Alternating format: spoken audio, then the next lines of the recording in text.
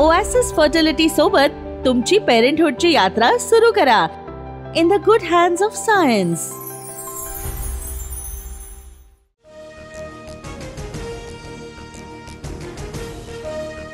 महाराष्ट्रातल्या जनतेच्या मनामनावर राज्य करणारं TV9 मराठी TRP मध्ये नंबर 1. जनतेच्या विश्वासावर TV9 मराठीचे अव्वल स्थानी छेद.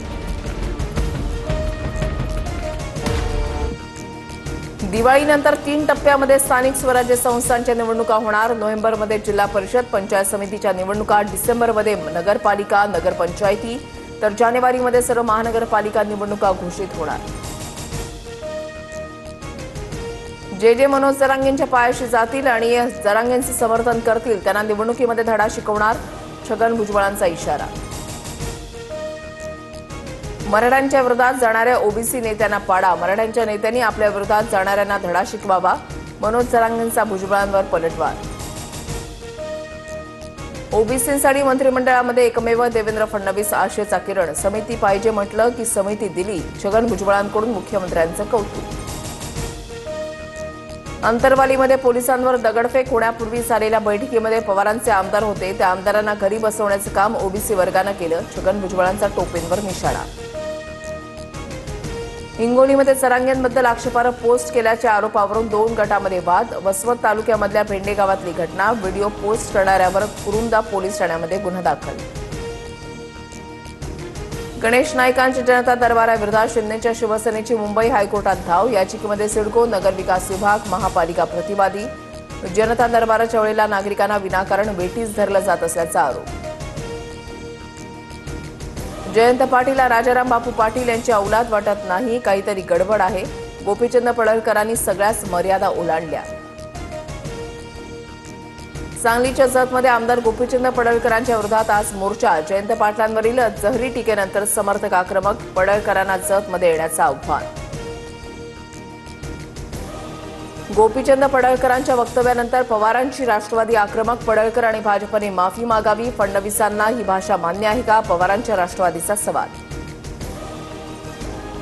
भाजपच्या लोकप्रतिनिधींकडून अशा चुका होत असतील तर भाजपनं नोंद घ्यावी. पडळकरांच्या जयंत पाटलांवरील वक्तव्यावर अजित पवारांची प्रतिक्रिया. नागपुरात आज राष्ट्रवादीचा चिंतन शिबिर. उपमुख्यमंत्री अजित पवार, छगन भुजबळ, सुनील तटकरे, प्रफुल्ल पटेल यांच्यासह सर्व प्रमुख नेते आणि खासदार आमदार उपस्थित राहणार. आगामी निवडणुका आणि पक्षाच्या विस्तारासाठीची रणनीती ठरणार. हैदराबाद गॅझेटप्रमाणे एसटी प्रवर्गातून आरक्षणासाठी बंजारा समाज आक्रमक. नागपुरात धरणं आंदोलनासह संविधान चौकातून जिल्हाधिकारी कार्यालयापर्यंत मोर्चा काढला जाणार. तर छत्रपती संभाजीनगरमधल्या कन्नडमध्येही भव्य मोर्चा निघणार. राज ठाकरे अंबरनाथ आणि कल्याण दौऱ्यावर. स्थानिक स्वराज्य संस्था निवडणुकांच्या पार्श्वभूमीवर पदाधिकाऱ्यांसोबत बैठका घेणार. खराब रस्त्यांमुळे राज्यभरात 12 नागरिकांचा मृत्यू. आतापर्यंत किती कंत्राटदारांवर कारवाई केली? मुंबई हायकोर्टानं महापालिकेला फटकारलं. आठवड्यामध्ये खड्डे बुजवण्याचे आदेश. देशभरातील तरुण विद्यार्थी आणि जेनझेड संविधान आणि लोकशाही वाचवतील. मी कायम त्यांच्यासोबत आहे. राहुल गांधींचं ट्विट. राहुल गांधी लवंगी बारही फोडू शकले नाहीत. हुसका बार लावला आहे. मुख्यमंत्री फडणवीसांचा टोला. सर्व लाडक्या बहिणींना आता ई-केवायसी करणं बंधनकारक. योजनेमध्ये पारदर्शकता कायम ठेवण्यासाठी पात्र लाभार्थ्यांना नियमित लाभ मिळण्यासाठी प्रक्रिया पूर्ण करणं गरजेचं. मंत्री आदिती तटकरे यांची माहिती.